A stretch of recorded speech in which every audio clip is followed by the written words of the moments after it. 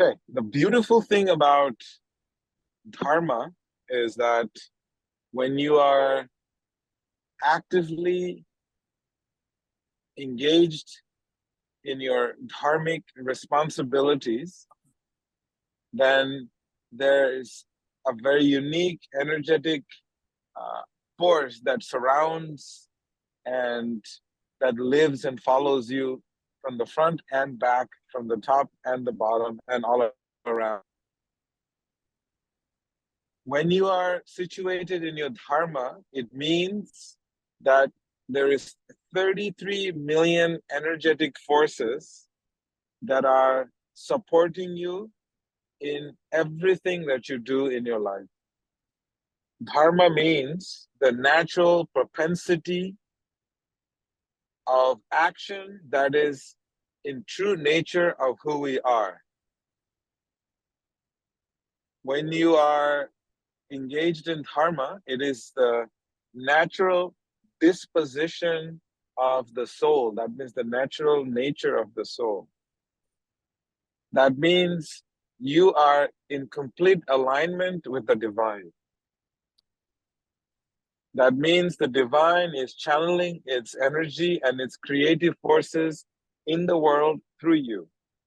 You become an instrument in global change. You become an instrument in lifting people up from wherever they are in life and bringing them to a higher state of consciousness.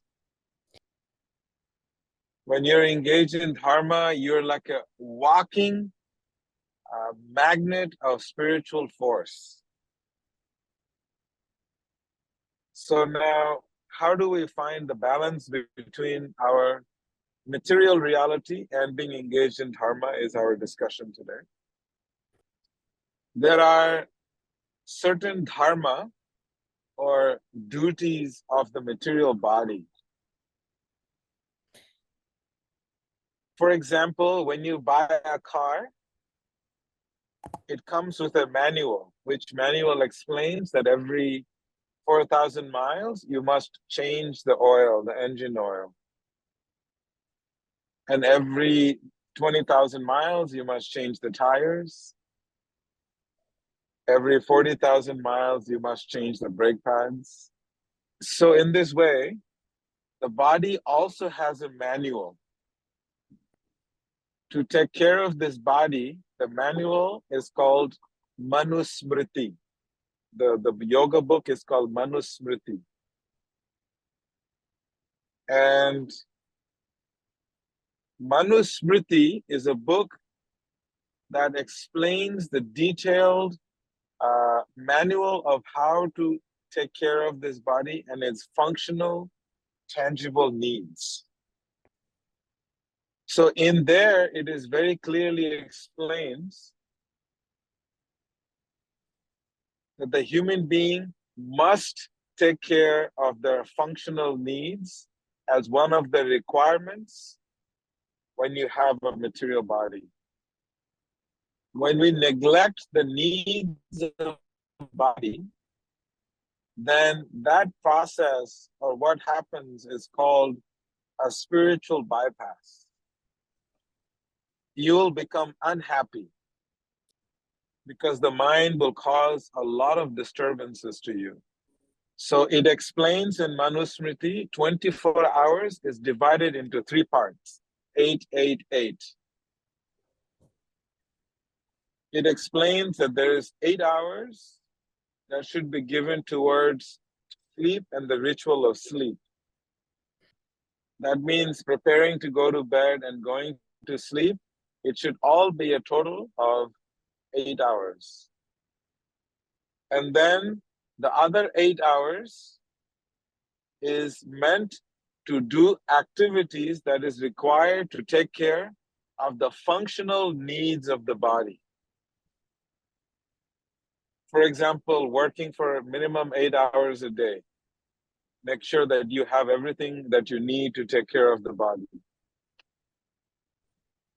And then 8 hours a day is meant for spiritual activities. So now what is a spiritual activity? Waking up, taking care of the mind, taking care of making sure your body is properly nourished with sanctified food, meditation, then that would be considered in your spiritual activity. Within the spiritual activity, there is two categories. One category is when you take care of the functional needs of the body, and the other part is making sure that you are taking directly care of your heart. So the material aspect of taking care of the body is called Pancha Ratrika Kriya. So this Pancha Ratrika Kriya is directly related to making sure the spiritual aspects of taking care of the body must be addressed. So now imagine this 8 hours divided into 4. 5 is for Pancha Ratrika Kriya, and the other 4 is called Bhakti Kriya or Bhagavat Kriya.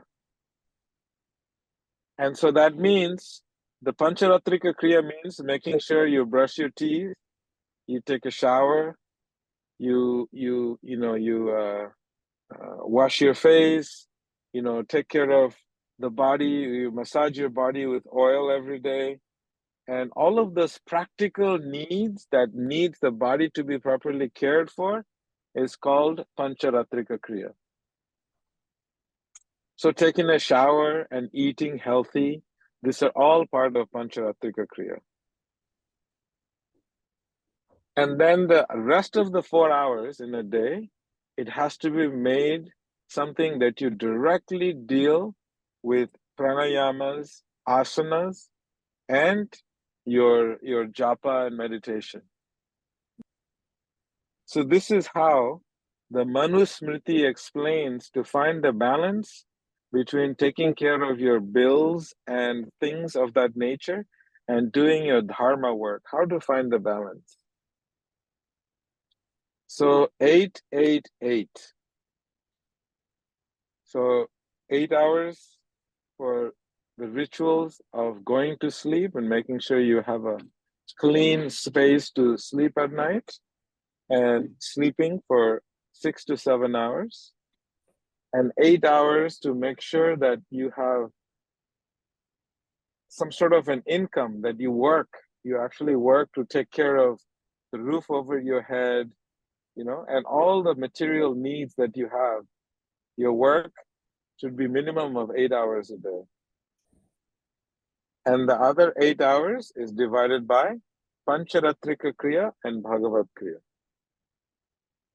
Okay, so in more specific, I want to mention that when you are doing your activities in this proper manner, in this balanced manner,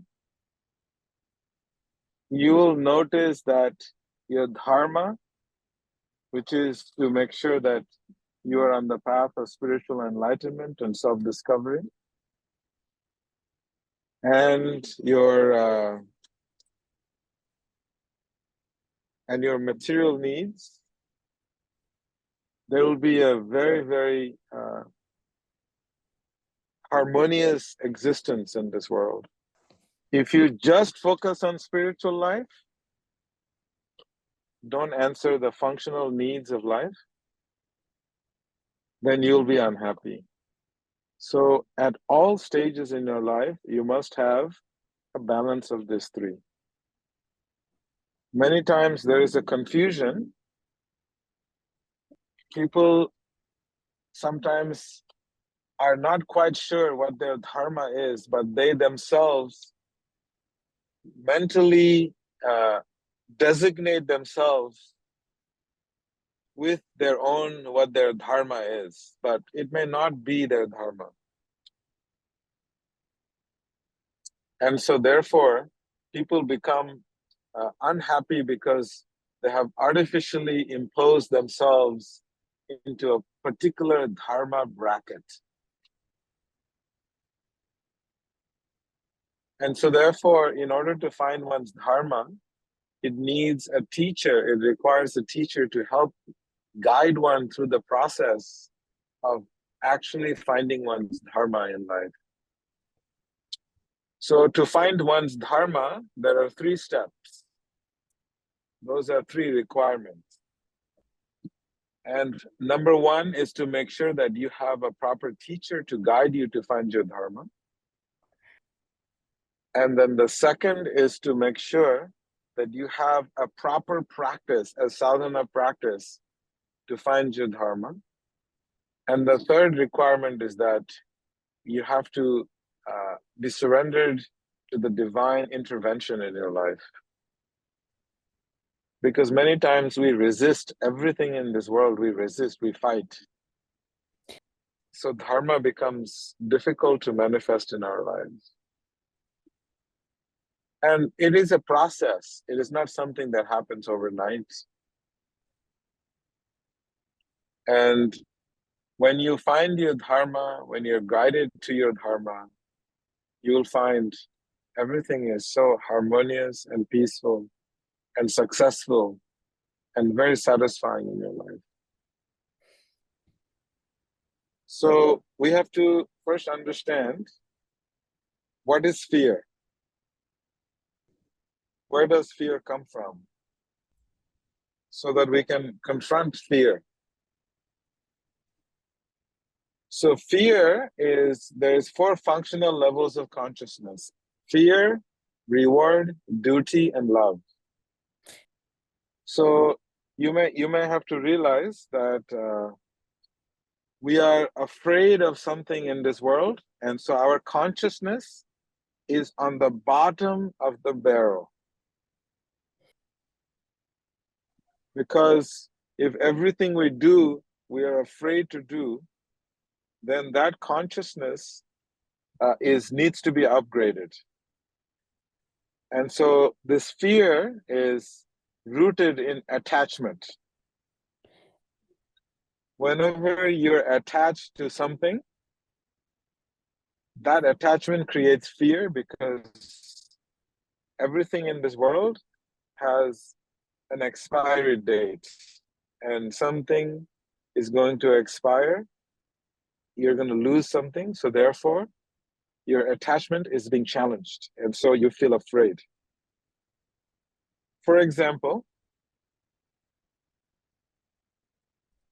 if you are in a relationship with someone, to the degree the content of that relationship is material, that means it's physical, is material, then what happens, to that degree the attachment will grow, and you'll be afraid to lose that relationship. So you'll be in constant fear, even though you're supposed to be in love. So you're in love out of fear of losing that person. Now, if the attachment is not just to the physicality of that person, but you're attached to the quality of that person, to the essence of that person, then you will never be afraid, and you will actually be truly in love with someone. They sold you an idea, and when you don't have that idea, you're afraid, because they sold you an idea, you become attached to the idea, and when you don't get what you're attached to, then you're afraid. So just to go a little deeper into your question, Natalia, is that we have to try to understand what is happening in the world. The world is continuously selling us different ideas of what is good, what is beautiful, what is tasty, what is luxury, what is happy. These are all ideas that is being sold to us by society. And the way they sell those ideas is through our sense of sight. These are 5 faculties that we buy these ideas with: our sense of sight, with hearing, with taste, with smell, and with touch. These are the 5 sensory faculties where we absorb all these ideas, and we create a narrative in our mind as though those ideas are true and factual. And when those ideas are sold to us, We keep those ideas in our mind, and then the mind becomes this this toolbox where all these ideas are even amplified more. And then we are stuck with our mind chasing for those ideas to try and make it reality. And we are just continuously being chased by our mind to pursue those different ideals that has been presented and sold to us from the outside. So therefore, we have to keep in mind that our real nature is not to operate out of fear. You will actually notice when you're engaged in your dharma work, the fear is not even a player in your life. So fear becomes the servant of someone who is following their dharma. It becomes your assistant, it becomes your subordinate. How the nature of the mind, the disposition of the mind that is in the mode of passion is to want something that others have, that you want what others have. So ambition in the mode of passion is to desire what others have, and ambition in the mode of goodness is to look deep inside of your heart and see what you can contribute to the world. Contribution to this world is ambition in the mode of goodness. And this whole idea of balancing your dharma with reality. Et donc toute cette when idée... we are connected. Sorry. When we are connected with what is our contribution to this world, what is it that the unique gift that we have, that God has given us, and how are we going to contribute that to the world, is ambition in the mode of goodness. And when you're situated in that space, that is called the situation of dharma. That is the seat of dharma.